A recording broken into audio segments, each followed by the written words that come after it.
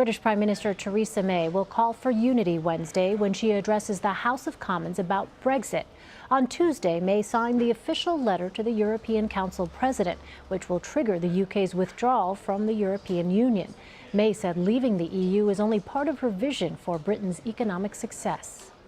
For my plan for Britain is not just a plan to leave the EU, but a plan to build a stronger economy and a fairer society, underpinned by genuine economic and social reform, to make Britain a country that works for everyone, not just a privileged few. For more on Brexit Day, let's go to John Authers, senior investment commentator for the Financial Times. John, thanks for joining us. Oh, it's a great pleasure to be with you. So first explain what is happening on Wednesday and what happens next. Okay, well, what's happening on Wednesday is the moment when we actually finally formally start the process of the great divorce from Europe.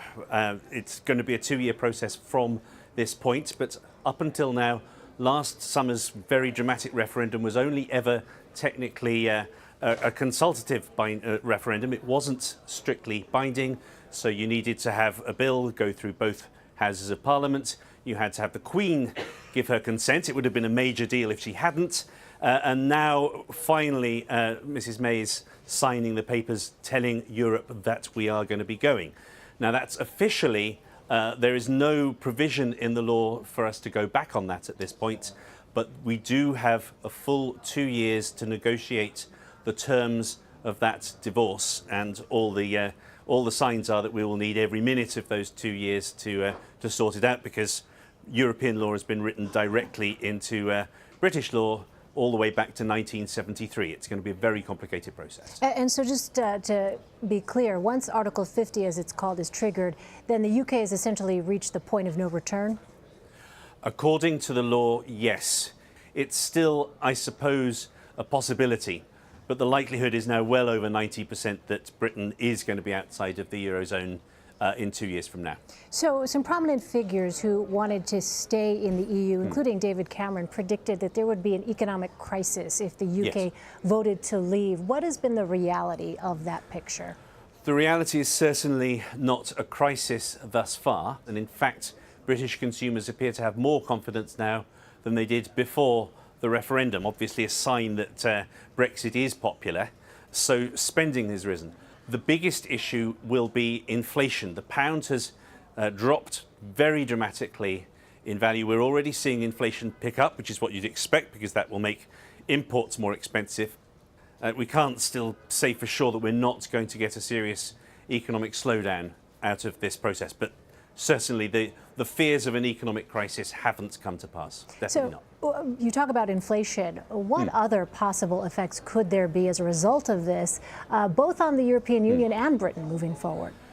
Well, in the case of the European Union, it sets a precedent that you can leave it, which is an incredibly important precedent that weakens the whole notion of this big, strong trading bloc that they want to project. For the UK, the big issue is trade. At the moment, we have an extremely good deal on all the trade we do with continental Europe.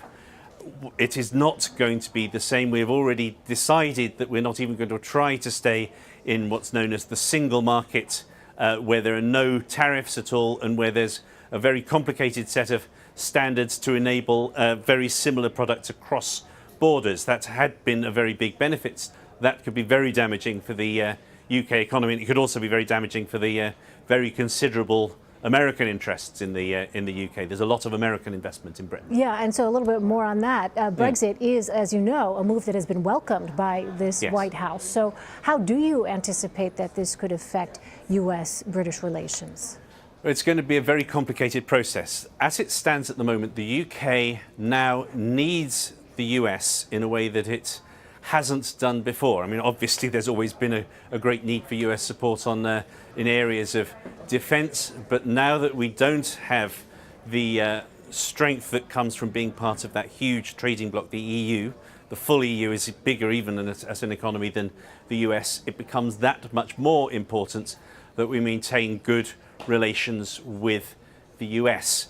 The latest polls I've seen see that there is quite a strong reaction against Mr. Trump as well. Even people who are in favour of Brexit don't think it's it's President Trump's business to tell us whether we should be leaving the EU or not. From the US perspective, there are huge US corporate interests in the UK. And secondly, it's not at all clear how easy it will be for the US to maintain its relationship that it's had with the UK. Before Mr. Trump, it's been very definite American policy that they wanted the British to stay in the EU. So this will complicate US foreign relations and US diplomacy, that they don't have such a close friend as the UK inside the European Union anymore. All right, John Authers, thank you very much for your insight. Really appreciate it. Well, thank you.